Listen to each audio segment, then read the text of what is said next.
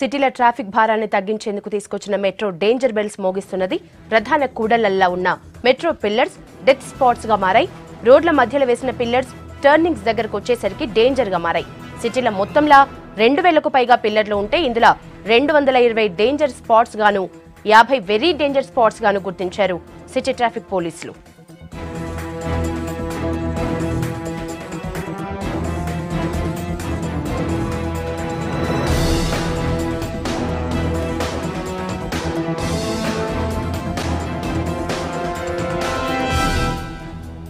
Metro పిల్లల పరిస్థితి మీద సిటీ ట్రాఫిక్ వింగ్లున్న టెక్నికల్, బల్దియా ఇంజనీరింగ్ అధికారులు ఒక బృందంగా ఏర్పడి నగరంలోని మెట్రో పిల్లర్లు, మెట్రో స్టేషన్ల వద్ద ఉన్న పరిస్థితులపై 2 వారాలు అధ్యయనం చేసి పిల్లర్ల దగ్గర పరిస్థితిని వెంటనే మార్చేలా చర్యలు తీసుకోవాలంటూ నివేదిక ఇచ్చారు పోలీసులు.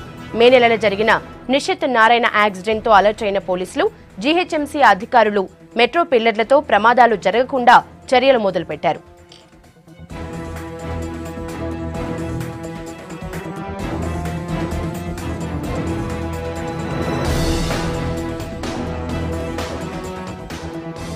డేంజర్ మెట్రో స్పాట్స్ మీద రివ్యూ చేస్తున్నారు పోలీసులు. జీహెచ్ఎంసీ, హెచ్ఎంఆర్, ట్రాఫిక్ పోలీసుల టెక్నికల్ వింగ్ టీమ్స్ గా ఏర్పడి వాటి మీద స్టడీ చేస్తున్నారు.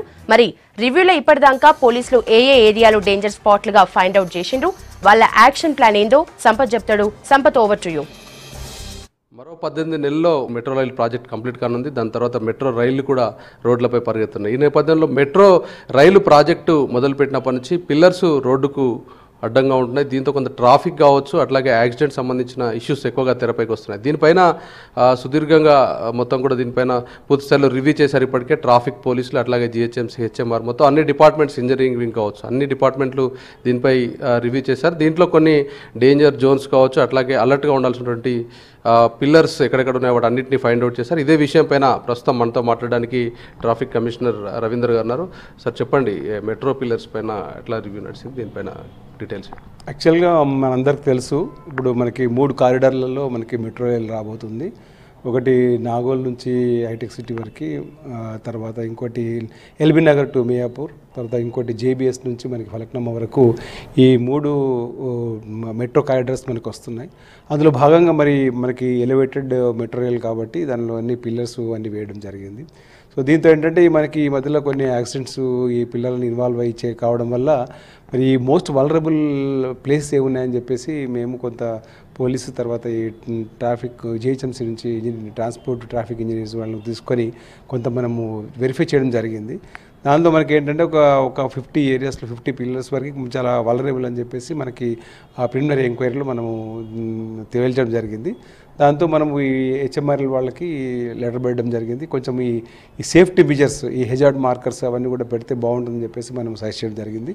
దాంతో వాళ్ళు మరి ఈ కారిడార్స్ వస్తున్నాయి కాబట్టి మనకి వాళ్ళు మేము ఇచ్చినటువంటి రిపోర్ట్ పైన వాళ్ళు ఒక ఎక్స్పర్ట్ కమిటీ కన్సల్టెన్సీని ఎంగేజ్ చేసి అందులో ట్రాఫిక్ ఎక్స్పర్ట్స్ని పెట్టి ఒక కమిటీ వేసి వాళ్ళు ఇప్పుడు ఈ మొత్తం ఎక్కడెక్కడ వలరబుల్ ప్లేసెస్ ఉన్నాయి, ఎక్కడెక్కడ మనం ఏం మెజర్స్ తీసుకోవాలనే విషయాన్ని వాళ్ళు స్టడీ చేస్తున్నారు.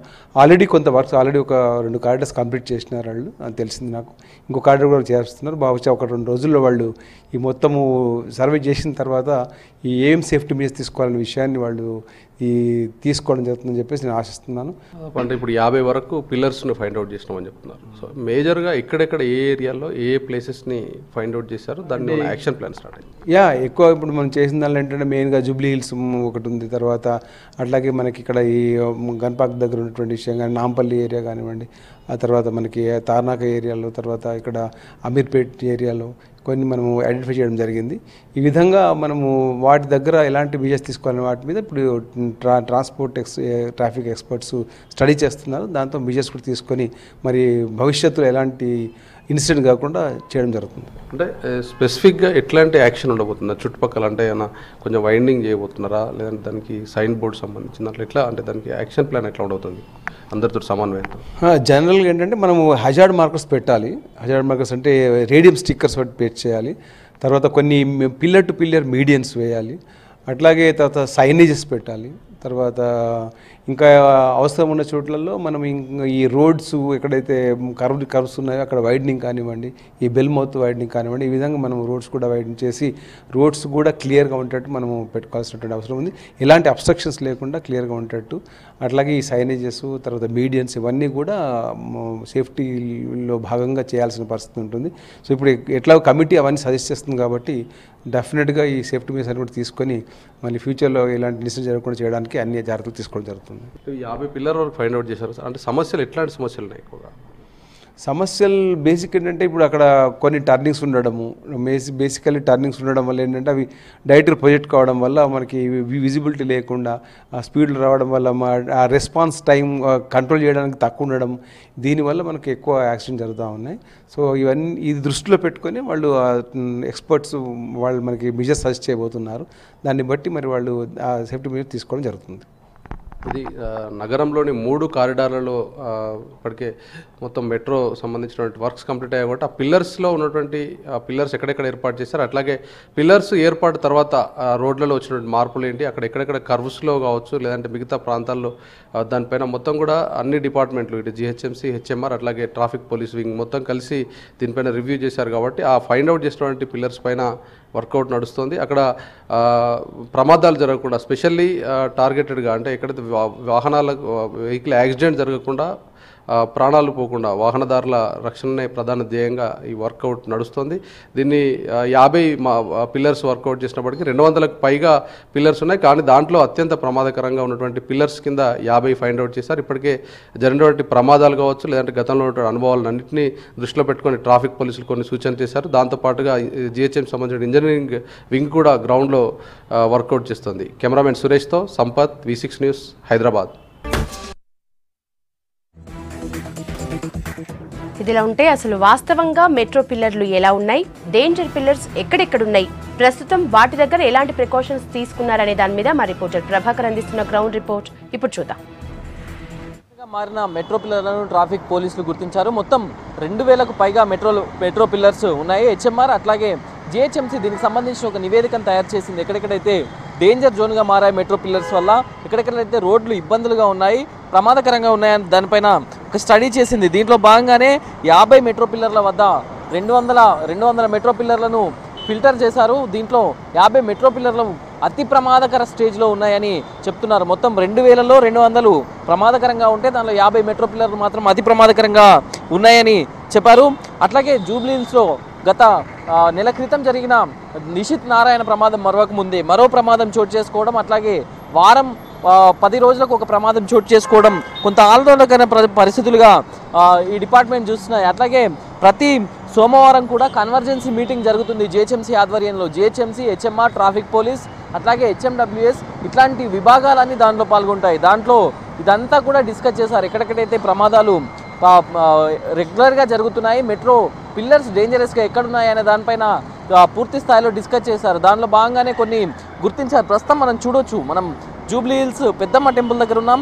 ఎక్కడ కూడా ప్రికాషన్స్ లేవు. రేడియం స్టిక్కర్లు అంటించాలి, ఏదో నామమాత్రంగా మాత్రమే రేడియం స్టిక్కర్స్ అంటించారు. అట్లాగే వాటి సైన్ బోర్డ్స్ కూడా ఏర్పాటు చేయాలి. ఇక్కడ డేంజరస్ పిల్లర్ ఉంది, రోడ్డు కూడా రిపేర్ ఉందని, కానీ అట్లాంటి ఏమి కూడా చేపట్టలేదు. అట్లాగే ఒక సర్వే కూడా దీనిపై నిర్వహించారు.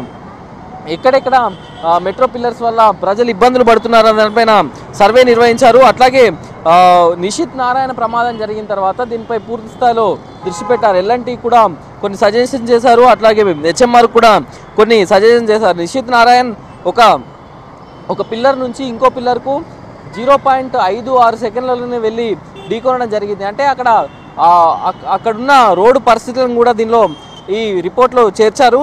నగరంలో కూడా కొన్ని స్పెసిఫిక్ జంక్షన్స్ను కూడా గుర్తించారు. ఎక్కడెక్కడైతే డేంజరస్ పిల్లర్స్ ఉన్నాయో అది police control room, Jubilee Hills, Yousufguda, Madhapur junction, Ameerpet, Khairatabad, Lakdi కపూల్, Rangmahal, MJ market, Nampally tea junction, Nalgonda cross roads ఇట్లాంటి 50 చోట్ల మెట్రో పిల్లర్స్ డేంజర్ జోన్స్గా ఉన్నాయి అని గుర్తించారు. దాదాపు ఈ 220 పిల్లర్స్ కూడా ప్రమాదాలు జరిగేందుకు ఎక్కువ స్కోప్ ఉంది. దీంట్లో 50 పిల్లర్స్ ఎక్కువ స్థాయిలో తీవ్ర స్థాయిలో ప్రమాద జోన్స్గా గుర్తించారు. అట్లాగే కొన్ని చోట్ల డబుల్ పిల్లర్స్ ఉన్నాయి. అట్లాగే కొన్ని చోట్ల వర్క్ ఇంకా ప్రోగ్రెస్లో ఉంది.